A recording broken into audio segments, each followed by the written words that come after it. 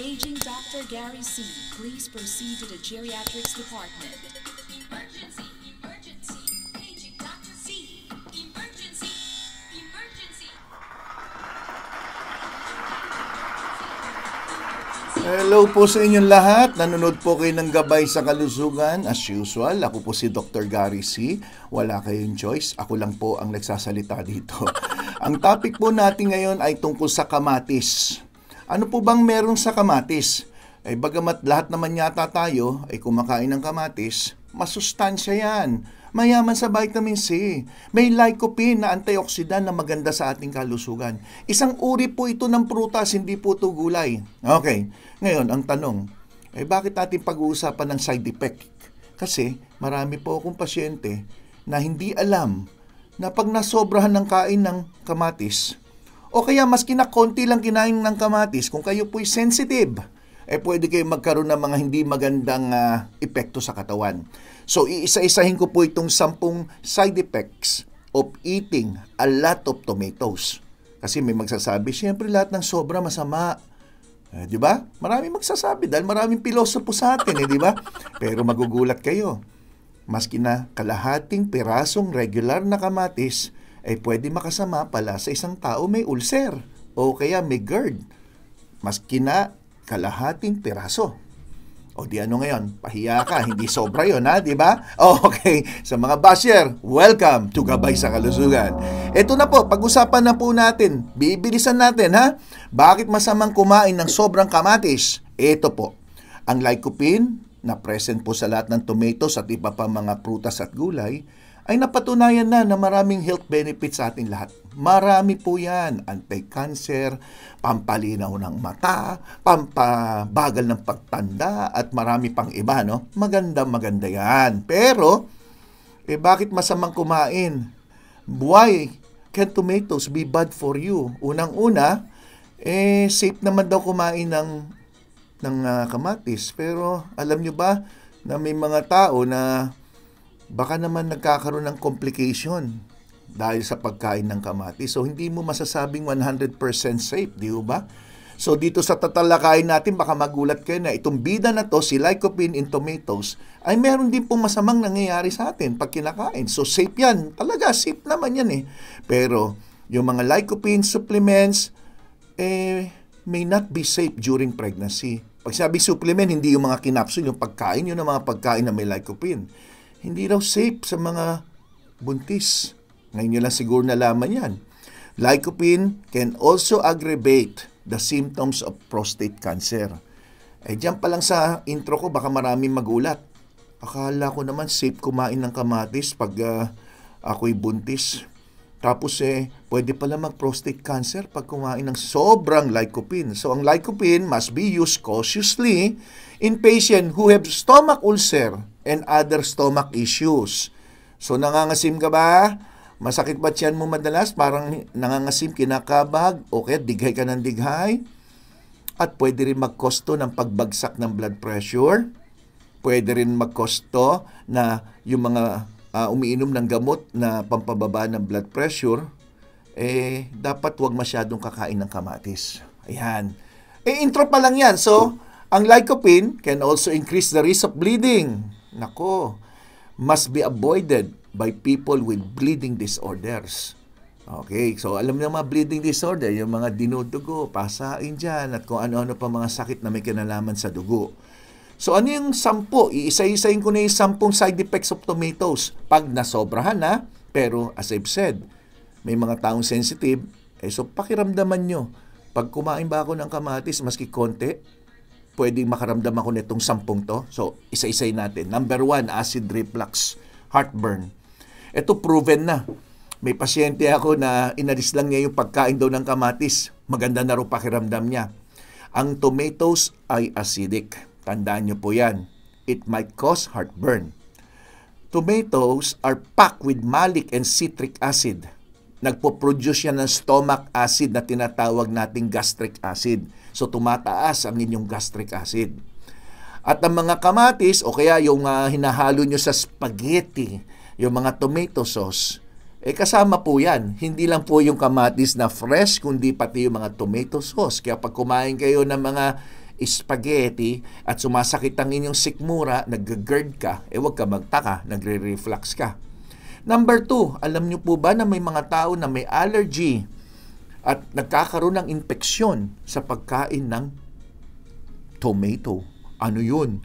Symptoms of tomato allergy most often occur immediately. Immediately. Pagka kinain nyo po ito, kung kayo talaga may allergy sa kamatis, magkakaroon kaagad kayo ng hives. Yung parang pantal-pantal. Skin irritation. Rashes. Pwede magkaroon ng eczema. Pangangati na lalamutan na inuubo at bigla kayong babahing.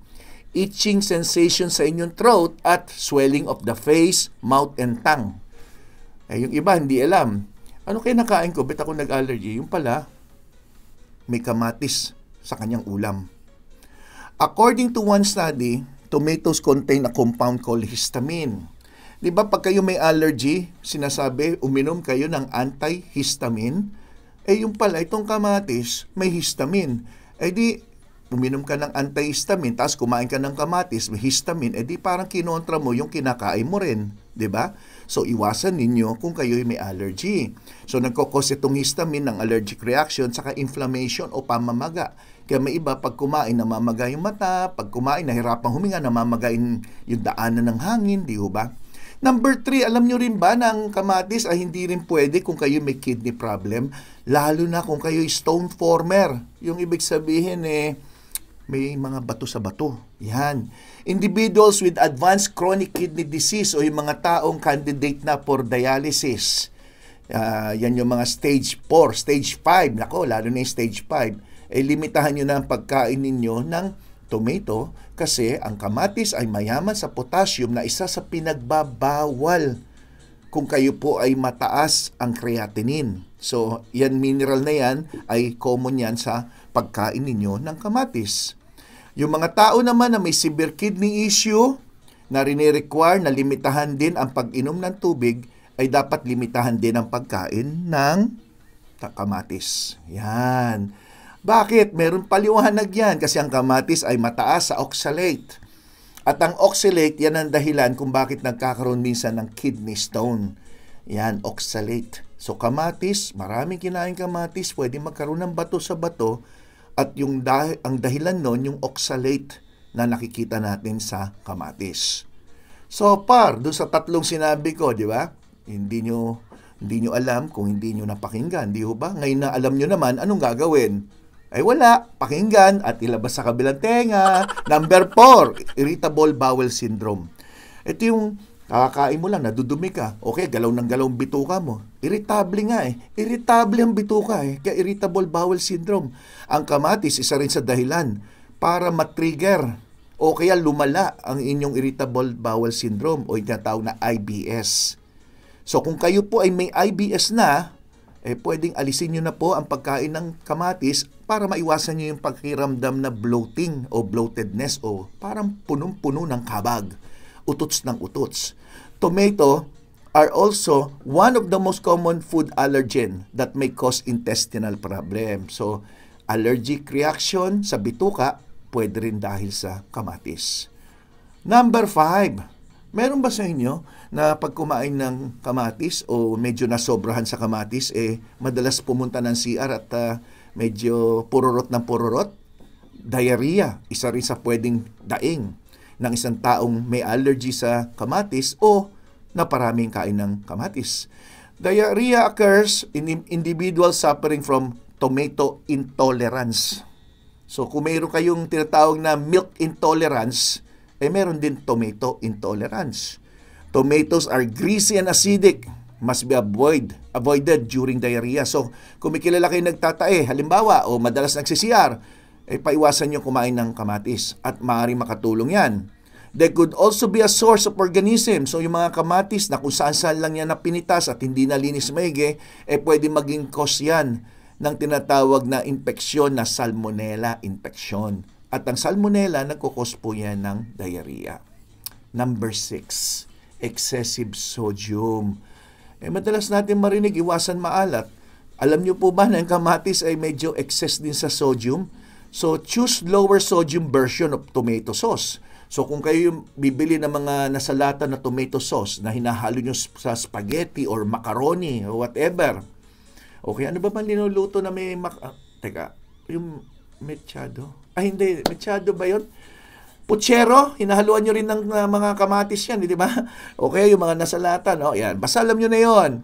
Iwasan nyo yung mga dilata na medyo mataas sa sodium. So hanapin nyo yung mga low salt o free salt na tomato sauce kung kinakailangan nyo magluto.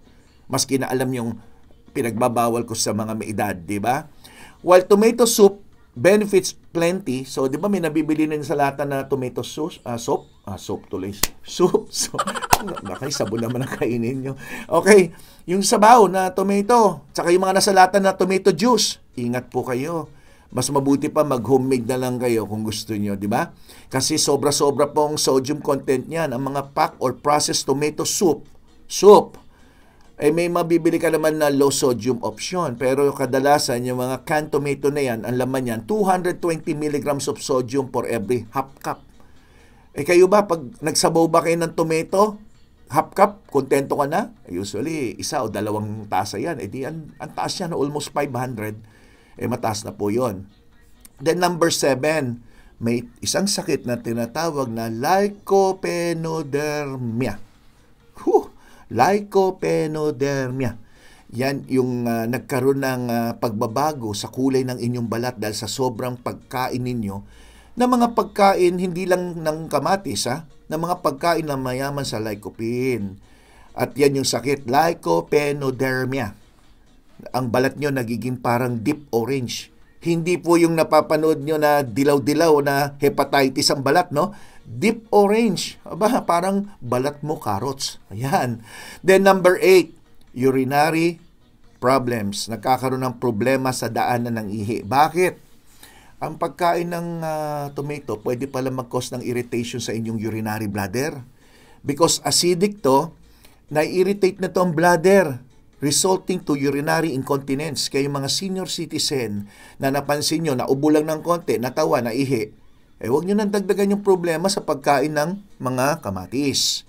Tomatoes may cause bladder symptoms. And in certain cases, pwede magkaroon ng infeksyon sa inyong pantog na tinatawag na cystitis. Ito yung pakiramdam nyo parang mainit, parang sinisiblaban yung inyong pantog. Aba, dahil nga nagkaroon ng infection, di ba? So, kailangan antibiotics para gumaling. Number 9, respiratory problems. Maisip nyo po ba na isang tao na hirapang huminga, kumain ng kamatis ang dahilan?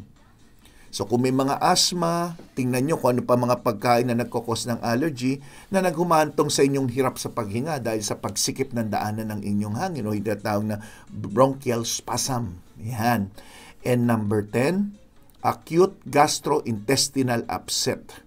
So, dahil nagpo-produce ng maraming asido itong kamatis, pwedeng magkaroon kayo ng tinatawag na acute gastrointestinal upset o hyperacidity, gastritis, erosive gastritis at marami pang iba.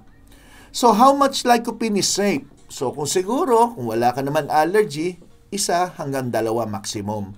Usually, meron kang kamatis, tapos meron kang itlog maalat, tapos pagpalagay natin meron ka pang tuyo o bangus dyan na inihaw o bangus na prinito, hindi naman yata 1 o 2 kamatis lang kinakain nyo, hindi ba? Pero kung 1 o 2, maaring okay lang. Okay lang. Bakit? May isang pag-aaral na ang sinasuggest lang 75 milligrams per day of lycopene ang safe sa atin. Ang tanong, 75 milligrams, ilang kamatis yun? Ang sinasabi, 1 kamatis lang. So, according to this study, fresh tomatoes contain anywhere from 0.88 to 7.74 milligrams of lycopene per 100 grams. Ang 1 kamatis ay halos 100 grams. Di tapos na kagad. 1 small tomato, patay. Bitin ang kain ni Lolo at ni Lola. So, yun lang po ang aking lecture ngayon. Kung nagustuhan nyo, mag-iHeart GSK dyan sa ibaba as a sign of your love and support dito sa aking channel. At huwag kalimutan mag-invite ng mga friends to join us here at Gabay sa Kalusugan, Dr. Gary C. Mag-subscribe at click nyo yung notification bell. Huwag niyong kalimutan po yan. At nagpapasalamat ako sa lahat ng mga nanonood dito sa Gabay sa Kalusugan. Sana totoong nagagabayan ko nga ang inyong kalusugan. Thank you. Ako po si Dr. Gary C., ang inyong Gabay sa Kalusugan. Bye-bye!